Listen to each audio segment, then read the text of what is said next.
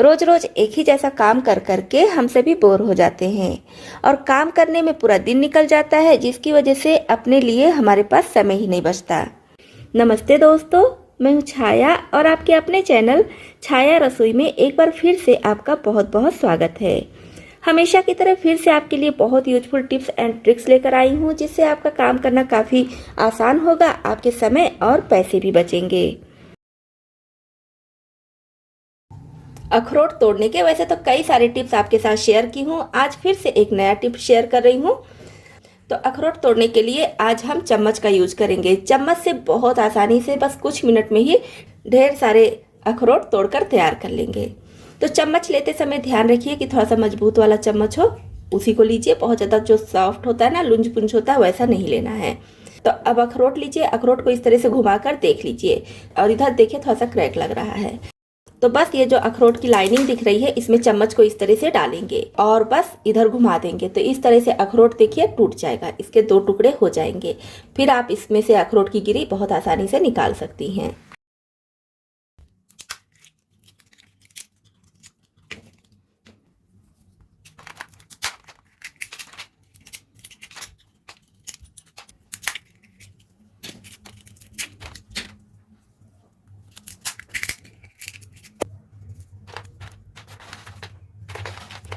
तो बस देखिए कुछ सेकंड में ही इतने ढेर सारे अखरोट टूट चुके हैं। इस तरह से बस एक चम्मच की मदद से आप भी कितना भी अखरोट तोड़ सकती हैं। हम सभी के घरों में पुराना सॉक्स तो होता ही है, फटा हुआ या फिर घिसा हुआ, जिसका यूज नहीं करते हैं, जो हम नहीं पहनते हैं, चाहे बच्चों का हो गया चाहे बड़ों का हो गया। तो अगर आपके घर में भी पुराना सॉक्स है, खासकर इस वाले कपड़े का है, ये देखिए, ये जो है थोड़ा सा भी अगर कहीं पानी होता है तो बहुत अच्छे से सोख कर लेता है। एक आता है पॉलिस्टर जैसा, उसकी बात मैं नहीं कर रही हूँ। ये जो बनियाइन वाले कपड़े में होता है, जैसे बनियाइन होता है ना, उस कपड़े में जो होता है, इसकी बात मैं कर रही हूँ। तो पहले आप सॉक्स को अच्छी तरह से धुल लीजिए। डिटॉल वगैरह डालना हो तो डिटॉल वगैरह डालकर भी धुल सकती हैं। फिर हम इसको इस तरह से छोटे छोटे टुकड़ों में कट कर लेंगे।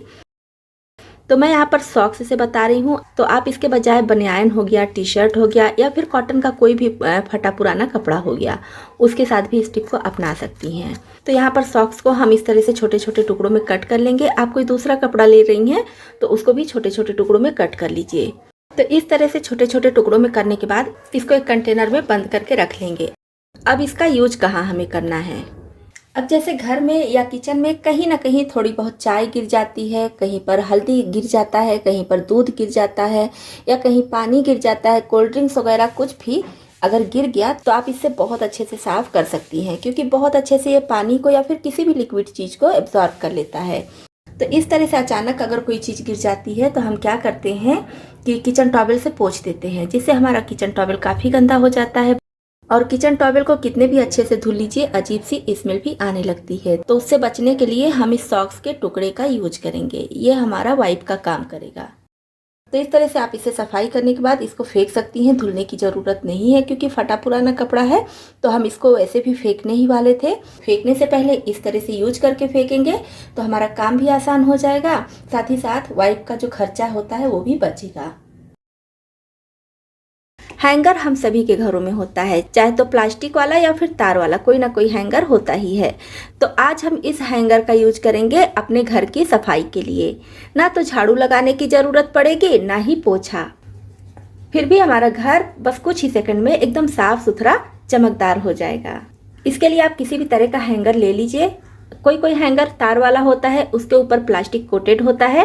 तो अगर उसका प्लास्टिक निकल चुका है, जैसे इस वाले का देखिए ऊपर जो प्लास्टिक होता है ये निकल चुका है, तो ये बेकार हो गया है। तो ये मेरे घर में ऐसे ही पड़ा हुआ था, तो मैं इसका यूज कर रही हूँ। तो इस तरह से अगर आपके घर में भी कोई पुराना हैंगर है तो उसको ले सकती हैं, नहीं है तो फिर कोई भी हैंगर ले लीजिए। साथ ही साथ हमें चाहिए इस तरह का तार। तो ये तार देखकर आप समझ गए होंगे कि किस चीज़ का तार है। जी हाँ, ये दिवाली में जो छुरछुरिया आती है ना, बच्चे जलाते हैं या बड़े भी जलाते हैं, तो उसी छुरछुरिया का तार है। तो दिवाली में हम लोग भी खूब छुरछुरिया, खूब पटाखे जलाए, तो जो तार बचा उसको मैं साइड में रख दे रही थी। और जब ये ठंडा हो गया तो सारे तार को इकट्ठा करके इस तरह से रख ली हूँ, क्योंकि कहीं ना कहीं इसकी ज़रूरत पड़ जाती है। तो देखिए आज भी इसकी ज़रूरत पड़ी।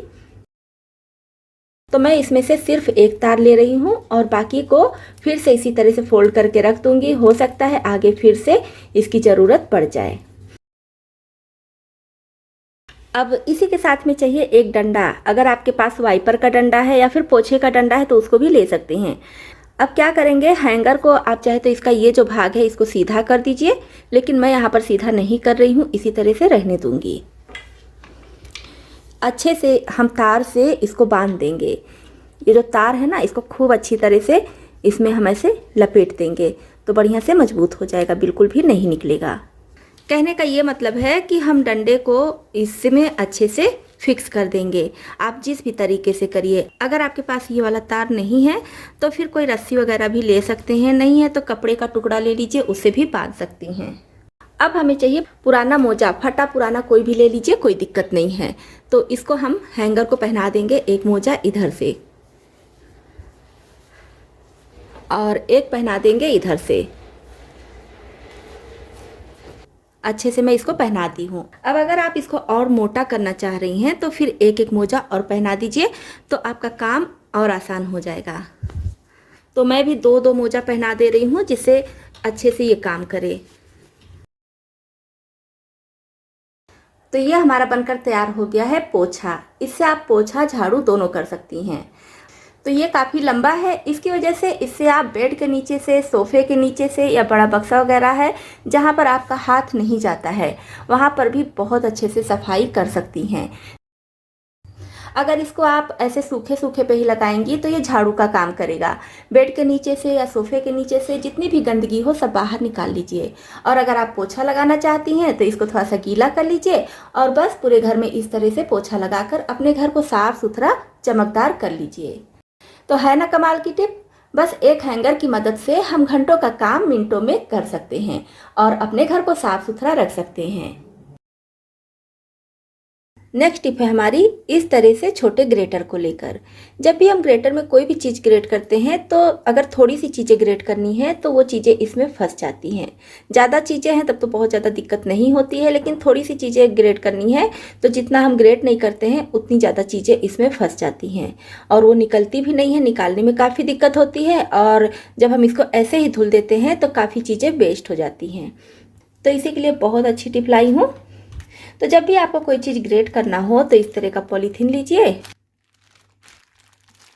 तो जब भी आपको कोई चीज़ ग्रेट करनी हो तो इस तरह की पॉलीथीन लीजिए। अब चाहे तो पॉलीथीन में ग्रेटर को रख दीजिए, चाहे ग्रेटर के ऊपर से ही ऐसे लगा दीजिए।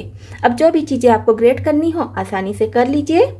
अब आप सोच रही होंगी कि अगर हम इसको पॉलीथीन रख के ग्रेट करेंगे तो इसमें पॉलीथीन के छोटे छोटे टुकड़े भी आ जाएंगे, पॉलीथीन भी ग्रेट हो जाएगा। क्योंकि मैं भी पहले ऐसे ही सोच रही थी, लेकिन ऐसा बिल्कुल नहीं है।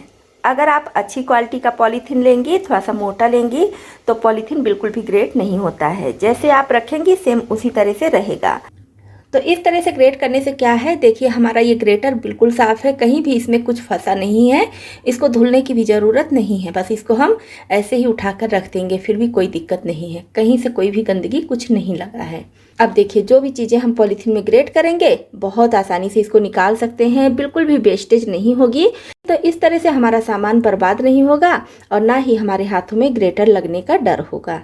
तो है ना कमाल की टिप। इस छोटी सी टिप को आप भी अपने किचन में ज़रूर अपनाएं। तो दोस्तों आपको इसमें से कौन सी टिप ज़्यादा पसंद आई और कौन सी पहले से पता थी, कमेंट बॉक्स में लिखकर ज़रूर बताइएगा। और हमारी यूट्यूब फैमिली में शामिल होने के लिए, हमारे साथ जुड़ने के लिए इस चैनल को सब्सक्राइब भी कर लीजिएगा।